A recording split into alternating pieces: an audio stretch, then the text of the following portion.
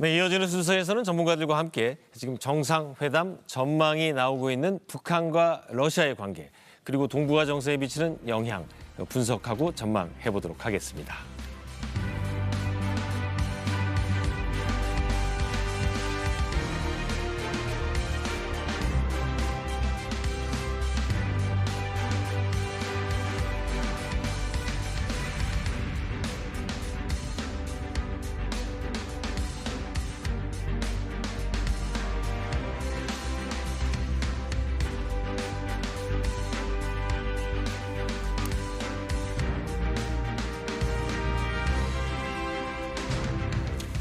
네, 오늘 함께 하실 분들 소개합니다. 남성욱 고려대학교 통일융합연구원장 나오셨습니다. 안녕하십니까. 안녕하세요. 네.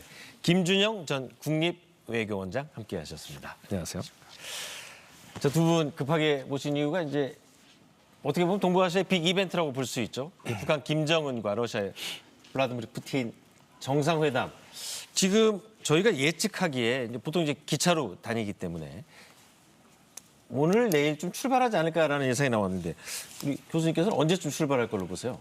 네, 어제 그렇지 않아도 블라디보스톡과 몇 차례 통화를 했는데 생각보다 정준동인 것 같습니다. 조용하다고 합니다. 제가 거기 극동연방대학의 교수님하고 또 여행사 대표하고 통화를 했고 우리 또 KBS 조빈나 기자도 지금 사흘째 계신데 네. 생각보다 지금 조용하다 그렇게 얘기합니다. 네. 아마 이런 원인은 미국이 김빼기 전략으로 아마 야기된 것이 아니겠냐. 먼저 나왔죠, 보도가. 예, 구체적으로 미국이 아마 감청 정보를 가지고 북러 정상회담을 견제하는 모습을 보이니까 푸틴 대통령과 김정은 위원장 입장에서는 이것을 강행했을 때 파급 효과에 대해서 좀 얘기가 있는 것 같습니다. 그래서 12일 날 아무래도 동방경제포럼의 하이라이트 날이기 때문에 이 회담이 진행된다면 아마 내일은 기차를 타고 20시간 출발을 해야 되는데 뭐 제3의 장소 가능성도 배제할 수는 없을 것 같습니다. 네, 자 김 원장께서는 어떻게 보세요? 예정대로 진행이 될까요? 저도 뭐 확실히 잘 모르겠습니다. 말씀하신 것처럼 참 이례적입니다. 왜냐하면 너무 자세하게 지금 뉴욕타임스가 다 이렇게 미리 밝히는 거 아닙니까? 그렇다면 뉴욕타임스의 제가 보기에는 그 취재만으로 된 건 아니라고 생각하고요. 말씀하신 것처럼 감청돼 있는 정보를 미국 정부 상대로 정보가 취재했겠죠. 네. 근데 실제로 지금 미국이 그런 경우가 굉장히 많잖아요. 우크라이나 전쟁 때도 보시면 미국이 막 날짜까지 지정할 정도로 그것도 언론에 뿌리지 않습니까? 이게 미국의 최근의 전략 중에 하나인 것 같고 네, 네. 그렇게 보면 북한의 김정은도 조금 고민이 될 것 같아요. 왜냐하면 그렇다고 해서 미국의 뻔히 아는 전략을 알고 이것을 포기하기도 좀 모양이 빠지고 실제로 강행하기도 그렇고 그래서 고민 중인 것 같은데 그래도 하지 않겠나 저는 좀 싶긴 합니다. 네. 네. 뭐 실제로 북러2 정상회담이 있는지 없는지 떠나서 그럼에도 불구하고 그 전부터 이 러시아의 국방부 장관이 쇼이구 장관이 그 김정은 북한을 방문해서 딱 서서 무기를 막 시찰하고 뭐 그런 모습을 보이면서 북한과 러시아의 군사협력이 한 단계 굉장히 빠르게 진행되고 있다라는 얘기가 나왔기 때문에 이 정상회담도 주목을 받는데 그 북한이 실제로 우크라이나에 어느 정도의 군사적 지원을 할 걸로 보세요? 네, 일단 뭐 이미 진행된 부분이 있고 또 진행할 부분이 있습니다. 일단은 7월 27일 날 평양에서 열린 무기 전시회에 이제 세르게이 쇼이구 러시아 국방장관이 이제 김정은 위원장의 안내를 받아서 시찰을 했습니다. 뭐 쇼핑을 한다라는 표현이 언론에 나왔는데요.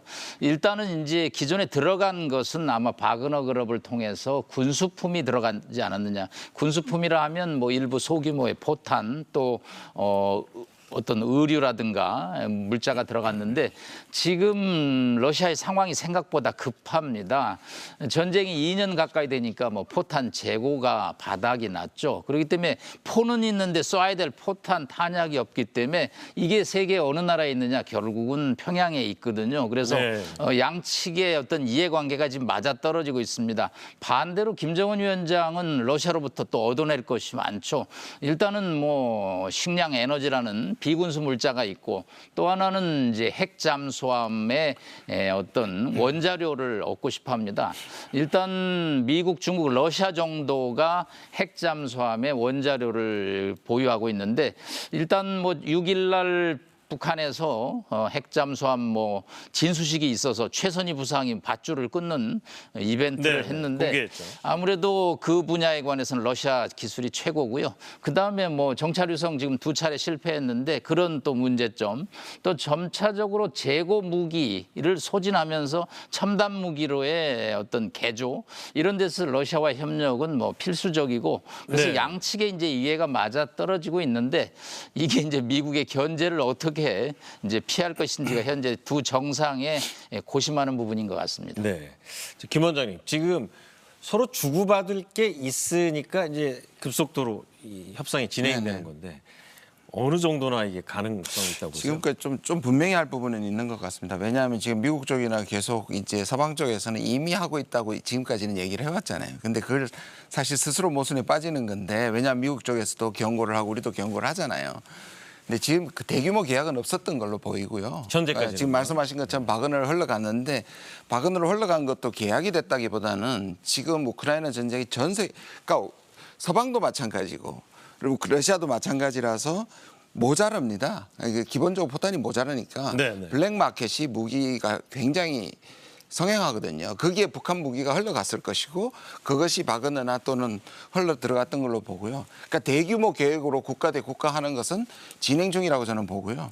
근데 이게 이게 이제 문제가 뭐냐 하면 우리 역시 지금 포탄이 폴란드를 통해 가지고 이미 33만 발이 갔고 사실 무기 거래는 제3자 거래 금지 조항에 사인하게 되어 있습니다.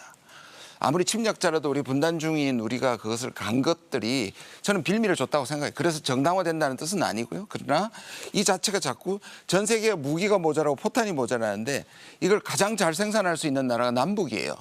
저는 이게 굉장히 안타깝습니다. 오히려 이게 분쟁국이 여기에서 또 긴장이 높아지고 제3국에 옮겨서 이렇게 우리 무기들이 사용되는 자체가 전체적으로 저는 상당히 전 세계적으로 안타깝습니다. 냉전 체제가 유지됐던 곳이 이제 한반도이기 때문에 아무래도 예. 군수 산업이 계속 유지됐던 것 같은데 일단 북한이 필요로 하는 핵잠수함 기술이라든지 위성 관련 기술을 러시아로부터 전수받는다면 네. 가장 큰 위협을 북한 핵 문제로부터 위협을 받는 건 대한민국 국민들 아니겠습니까? 그래서 그런지 우리 윤 대통령이 동아시아 정상회담에서 러시아 외무장관을 상대로 유엔 상임이사국이면 거기에 걸맞는 스스로 동의한 유엔 제재 결의에 대해서 좀 지켜라 이런 식으로 강도 높게 얘기했는데 얼마나 효과가 있을까요? 예, 일단은 이번 방너를 앞두고 북한의 어떤 대표 사절단들이 20여 명이 이제 사전에 블라디보스톡, 모스크바를 갔는데 저는 이런 문제를 아마 협의하러 갔을 것으로 보입니다. 일단 러시아의 고민은 상당히 깊어질 것으로 보입니다. 김정은의 요구사항을 들어주지 않으면 자신들의 요구사항을 받아내기가 어려울 텐데 다만 이 핵잠수함 기술이라는 것은 미국이 극도로 꺼려하는 기술이죠. 사실 중국, 이란 등이 러시아와 군사협력을 하고 있지만 미국의 경고에 대해서 신경을 써서 이란의 자폭 드론 공장만 지금 지원이 되고 있고 네. 시진핑 주석과 푸틴이 정상회담을 했지만 이 문제에 관해서도 상당히 자제를 좀 하고 있습니다. 그런데 만약 북한이 이 문제에 관해서 러시아와 확대된 협력, 예를 들어서 핵잠수함에 원자로를 공급한다. 이거 SLBM이 장착돼서 이건 로스앤젤레스에서 해안에서 미국을 공격할 수 있거든요. 이거 원자료가 들어가면 1년이고 2년이고 핵잠수함이 작전을 할 수가 있습니다. 근데 바다 위로 안 나와도 되니까. 그렇습니다. 미국 입장에서는 치명적인 위협이기 때문에 과연 이 레드라인을 지금 미국이 그렇지 않아도 뉴욕타임즈를 통해서 사전에 쳐놨는데 과연 푸틴이 이 선을 넘을 것인지에 관해서 저는 조금 요거는 신중하게 지켜볼 필요가 있고요. 네, 아마 네. 전통적인 포탄 재고라든가 방사포 122포로는 이미 뭐 우크라이나가 획득한 노획 무기에 122비 방연 그 포가 있거든요. 그래서 재래식 무기 쪽의 협상이 이제 진행이 되는데 이런 걸림돌이 지금 북러 정상회담에 약간 주춤거리는 모습의 이면 배경이 아니겠나 보고 있습니다. 김 원장님께서는 어떻게 보세요? 정말로 러시아가 이 북한이 요구한다고 해서 이 핵잠수함과 관련된 핵심 기술을 이전할 걸로 보세요? 저도 우리 남성욱 교수님 말씀에 좀 동의를 합니다. 지금 북한이 그냥 거칠게 얘기하면 핵 기술이 한 95% 정도에 도달했다고 얘기하거든요. 몇 가지 마지막 예를 들어서 재진입 기술이라든지 핵 잠수함이라든지 이런 것들에 대해서 마지막 방점을 찍는데 네. 우리가 좀 그 주목해야 되는 게 이제 발다이 작년 말에 발다이에서 이제 질문을 받았습니다. 그 질문을 한 사람이 한국의 국책연구원장이고요. 네, 네. 그래서 만약에 한국이 이 무기를 포탄을 제공하면 러시아는 어떻게 하겠냐는 질문이었거든요. 그때 얘기한 것이 그거였습니다. 그렇게 하면 한러 관계는 파탄이 날 것이고 그렇게 되면 북한에게 우리가 최신 기술을 옮겨줄 수도 있다는 경고에 가까운 얘기를 했었거든요.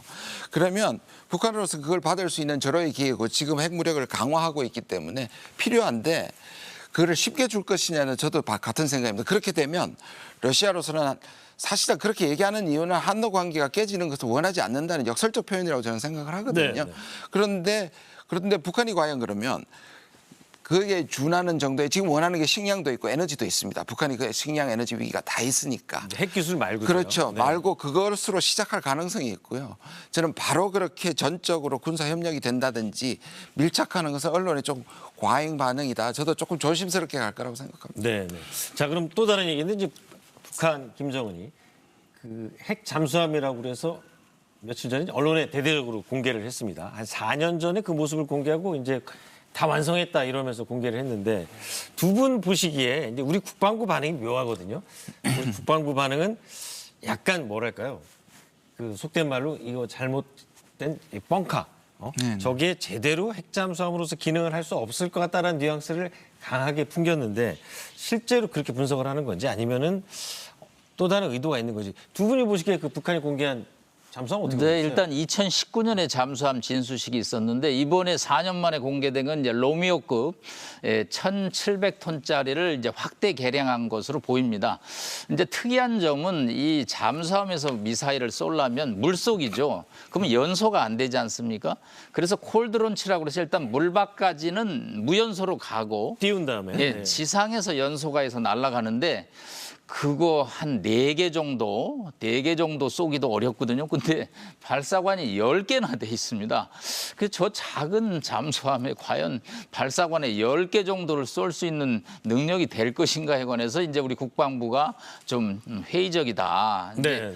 다만 뭐 상대국의 군사기술을 뭐 그야말로 과장이냐 허풍이냐 아니면 뭐 있는 그대로 받아들이냐는 이제 전문가들의 몫이지만 일단은 외형상으로 봐서는 뭐 프랑켄스타인 서브라는 표현을 미국 언론 군사 매체가 썼습니다. 그건 무슨 그 얘기죠? 괴물, 프랑켄스타인 괴물이죠.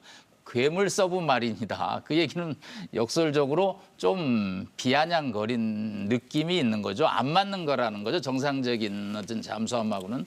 다만 이제 목표가 5대 군사 목표 중에 하나가 핵 추진 잠수함이기 때문에 이번에 이것이 과장이 됐건 뭐 부풀리기가 됐건 간에 북한의 목적은 그거라는 거죠. 네. 북한이 핵잠수함에 이제 집착하는 이유는 동해상에서 한미일 군사협력에 대응하기 위해서는 이게 절대적으로 필요하고 미국과의 협상을 끌어내는 데 있어서 이만한 무기가 없다라고 그러기 때문에 미국도 상당한 반응을 보이면서 러시아에게 아마 메시지가 들어갔을 것으로 봅니다. 이거 네. 아마 제공하면 그때는 미러 관계는 끝장나고 또 만약 이게 들어간다면 미북 관계 역시 이 파탄 그리고 역사상 없는 제재가 들 거라는 것은 미국의 이거에 대한 경계심을 저희가 반영한다고 볼 수 있겠죠. 네. 자, 우리 김 교수님이 분석하시기에는 이 북한이 개발한 핵잠수함의 기술 정도가 어느 정도로 보세요? 저도 뭐 군사 전문가가 아닙니다만 여러 가지를 분석하고 우리 전문가들하고 얘기해 보면 북한이 두 가지 방향이었습니다. 원래는 전략핵 쪽이었습니다. 그러니까 지금도 3,000톤급을 지금 준수 중이고 두 척을 하고 있는데요. 그러니까 그 전략핵은 미국과의 늘 상대였습니다. 이 ICBM을 쏜다든지. 네, 네. 근데 한반도 평화 프로세스가 깨지고 난 다음에는 이제 전술핵에 집중하는 모양이 있거든요. 그렇게 네. 보면 이번에는 저도 과장이라고 생각하지만 기본적으로 핵무기를 다종화하고 다양화하고 그리고 미국과 뿐만 아니라 한미일이 벌어지고 있는 한반도에서도 사용할 수 있는 전술핵이라는 것에서 일종의 북한의 위력을 가시하는 것이고 대내 결속력도 여기 있고요. 북한은 자기가 가진 것보다 늘 그렇습니다. 더 무섭게 보여야지 억지력이 확보한다는 것에서 네, 네. 항상 기술을 과장한 측면이 있습니다. 알겠습니다.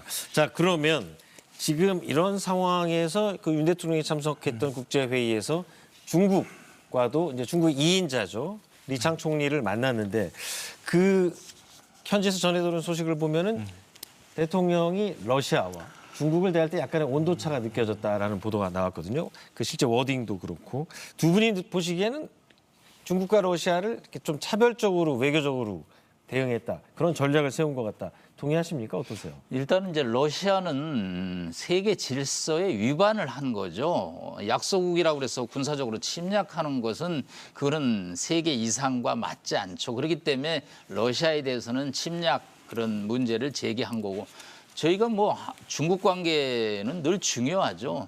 한중 관계 발전을 위해서 양국이 노력하는 것은 뭐 지난 92년 한중 수교의 기본 원칙이고요. 그동안에 사실은 뭐 한미일 삼국 관계를 강화하다 보니까 한중 관계가 다소 뒤처졌지만 이제는 외교의 목표가 이제 한중 관계 개선이죠. 그래서 또 이번 뭐 아세안 또 G20에서 이번 한중 리창 총리와 회담이 중국 측에서 먼저 요청을 한 거죠. 네. 그래서 중국에서 뭐 25분 예정인데 51분간 회담을 해서 윤 대통령의 포인트는 북한 핵 문제가 한중 관계 발전에 걸림돌이 되지 말라. 그다음에 또 유엔에서 북핵 문제 해결에 중국이 상임이사국으로서 좀 더 역할을 해달라는 뭐 아주 원론적이고 또 아주 좋은 말씀을 했고요. 다만 러시아는 좀 다르다는 거죠. 이거는 세계 평화 질서를 위하기 때문에 분명히 짚고 넘어가야 되고 또 러시아도 뭐 그런 침략 행위를 중재한다면 또 한러 관계 역시 발전시켜야 하기 때문에 외교에 대해서 뭐 사전에 프레임을 정해놓고 하는 것은 없고요. 네. 그런 차원에서 외교 다변화를 위해서 이번 G20 아세안 정상회담이 굉장히 유익했다고 보고 문제는 이제 한일중 그 3국 정상회의입니다. 올해 한국이 이제 개최할 순서고 올해 안에 이제 한국에서 하기로 돼 있는데 사실은 뭐 한미일이 이렇게 만나다 보니까 중국 입장에서 좀 소원한 측면이 있어서 답을 안 주고 있는데 이번에 리창 총리가 아주 긍정적인 답변을 했습니다. 네. 최대한 한일중 3국 정상회의가 한국에서 열릴 수 있도록 협조하겠다고 그러기 때문에 저는 뭐 한 12월 정도에 서울에서 한일중 정상회의가 열리기를 또 기대하고 또 가능성이 매우 높아졌다고 볼 수 있겠습니다. 네. 네.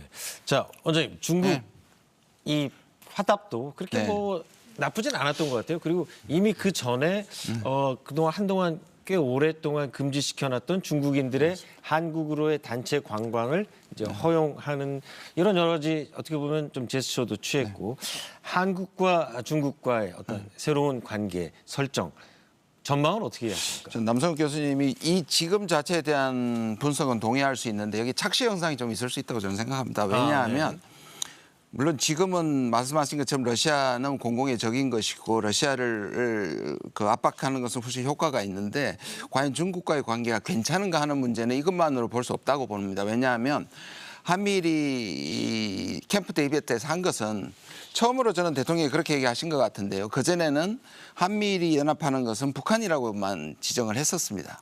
근데 거기서 이제 인도태평양을 넘어서 네. 세계로 향한다고 얘기한 것은 누가 봐도 인도태평양에 참여하는 한미일은 그리고 미국이 외교의 꿈이 실현된 거는 중국 견제거든요. 그리고 한국이 아직도 대통령이 미국은 오히려 블링컨을 보내면서 대만 독립을 지지하지 않는다고 얘기했고 한국은 그 부분에 대해서 중국한테 지금 얘기 안 하고 있거든요. 네. 그리고 지금 만난 것도 그 2인자인 거고, 그죠? 그 다음에 이제 한일중도 총리가 오는 겁니다, 중국에. 그렇게 보면 시진핑과는 물론 작년에 잠깐 30분 상견례는 했지만 그렇게 본다면 중국이 한국을 관리하고 있는 거지 만약에 이걸 잘못 해석해서 우리 한미일이 이제 단단해졌으니까 오히려 중국이 우리를 함부로 못한다든지 지금 내부에 그런 얘기가 저는 들리거든요. 그렇게 보면 이건 좀 착시 현상일 수 있다. 오히려 중국과는 더 관리를 해야 하고 더 만나야 된다라고 생각합니다. 그 부분은 어떻게 전망하세요? 이제 상반기에는 한미일 간의 어떤 삼국 공조가 강화됐다면 정부 관계자들이 하반기에는 미리 예정돼 있었던 한국과 일본, 중국 세 나라 간의 협력 관계, 즉 한일중 정상회담 열릴 걸로 보세요? 저는 뭐 열리더라도 열릴 수 있다고 생각합니다. 근데 이게 한일중의 특징이 저는 뭐 의미가 있다고는 생각하지만 시진핑이 참여하는 게 아니기도 하고요. 지금의 전체적인 분위기는 한미일이 거의 준 군사동맹으로 가고 있단 말입니다. 근데 그런 점에서 생각하면 저는 오히려 중국은 한국과의 관계를 구태여 깰 필요는 없지만 중국이 오히려 아까 말씀하신 단체 관광이나 이런 것들을 했음에도 불구하고 여전히 한미일이 이 군사 안보 협력을 하는 것에 대해서는 중국이 계속 비판적 목소리를 내고 있기 때문에 네. 우리 뜻대로 안심할 단계는 아니다라고 생각합니다. 저는. 네. 자, 보통 이제 이 국제 관계가 꼭 외교와 정치만으로 풀리는 건 아니지 않습니까? 때로는 대형 스포츠 이벤트가 또 새로운 돌파구가 되기도 하는데 마침 또 중국에서 항저우 아시안 게임이 열리거든요. 이게 어떤 변수가 될까요? 네, 23일부터 열리죠. 코로나로 뭐 그동안에 연기됐던 빅 이벤트 스포츠입니다. 뭐 또 북한이 참석을 한다고 그럽니다. 네. 그러니까 뭐 우리로서는 외교의 어떤 또 장이 이면에서 열릴 수 있다는 측면에서 매우 긍정적으로 보고요. 다만 일부 언론에서 나오는 무슨 김정은 위원장이 직접 참여한다든가 하는 일은 일어나지 가능성은 않고요. 얼마나 보세요? 그 가능성은 저는 제로입니다. 김 위원장은 절대 다자 외교에 나오지 않습니다. 이제 그 항저우 이벤트를 통해서 뭔가 화해협력을 하는 기대감은 좋으나 현실 외교는 그렇게 녹록치는 않습니다. 김 위원장 입장에서는 개별 양자회담을 통해서 자신의 국익을 지키는 데 총력을 다하겠죠. 다만 이걸 통해서 그다음 코로나로 좀 4년 동안 조용했던 동아시아가 스포츠를 통해서 협력하고 평화하고 그럼으로써 이건 저는 뭐 김준영 교수님 걱정을 많이 하셨는데 연말 안에 또 한일중 그 3국 정상회담으로 가는 길목이 되고 한중 관계는 절대적으로 윈윈하는 관계입니다. 다소 간에 이제 거리가 좁혀졌다 멀어졌다라는 측면은 있습니다. 그거는 뭐 92년 이후에 비 오는 날도 있었고 맑은 날도 있었는데 이제 뭐 코로나도 끝났기 때문에 양국 관광객이 정말 활발하게 움직이기 때문에 이제는 맑은 날로 향해서 노력을 해야죠. 네. 자, 우리 원장님께서는 이 항저우 아시안 게임이라는 이 빅 스포츠 이벤트를 통해서 동북아시아의 외교 지형도 새로운 어떤 장이 만들어질 가능성이 있다고 보세요? 저는 별 큰 의미가 없다고 생각합니다. 왜 그렇습니까? 예. 뭐 말씀하신 뭐 김정은의 방문 그 문제를 떠나서 이 자체가 지금 북한도 신냉전을 보고 있고 한미일도 저렇게 묶여 있고 말씀하신 것처럼 북중러도 저는 북중러는 한미일보다는 결속력이 훨씬 낮다고 생각해요. 약하다고요? 훨씬 네네. 약하죠. 근데 이 기본적으로 중국도 지금 삼국이 모인 이 삼국이 연합되는 것에서는 극도로 조심합니다. 왜냐하면 그게 한미일의 빌미를 계속 줄 수 있기 때문에 마치 북중러 때문에 한미일이 결속된다는 걸 중국은 극도로 싫어하기 때문에. 중국은 왜 그걸 싫어하죠? 왜냐하면 중국은 지금 이 한미일이 이 중국을 압박하는 거잖아요. 그리고 중국은 러시아가 우크라이나를 침공한 것도 미국이 밀어붙이기 때문에 사실 러시아를 돕고 있는 것이지 중국은 전체적으로 오히려 포용적 다자주의를 얘기하고 미국이 진영을 둘러싸는 것에서 굉장히 두려움을 느끼는데 거기에 북중러를 해버리면 한미일이 묶이는 것에 대해서 정당성을 줄 수 있기 때문에 그래서 지금도 저는 많은 언론들이 북중러가 같이 뭐 정상회담을 한다. 군사훈련을 한다. 저는 그렇게 생각하지 않습니다. 지금 계속 수위 조절을 하고 있는 거고 네네. 지금 북한한테 경제 지원하는 것은 2019년에 팬데믹 전에 이미 합의했던 겁니다. 그게 연기된 거고 철저하게 경제적으로 가고 있다는 것도 중국이 그런 것들을 의식하고 있다고 저는 생각을 하거든요. 네. 알겠습니다. 네, 오늘 두 분 말씀 잘 들었습니다. 감사합니다. 네. 네, 러시아의 우크라이나 침략 전쟁으로 10만 명 이상의 목숨을 잃고 수백만 명이 난민이 됐습니다. 1950년 북한의 침략 전쟁이 얼마나 참혹한 피해를 줬는지 우린 기억합니다. 이 침략 전쟁을 일으킨 나라끼리 또다시 무기와 기술을 주고받는 이 역사의 악순환. 이걸 막는 일이 평화와 공존의 가치를 지키는 자유민주 국가들의 최우선 과제가 됐습니다. 일요 진단 라이브 여기서 마칩니다. 고맙습니다.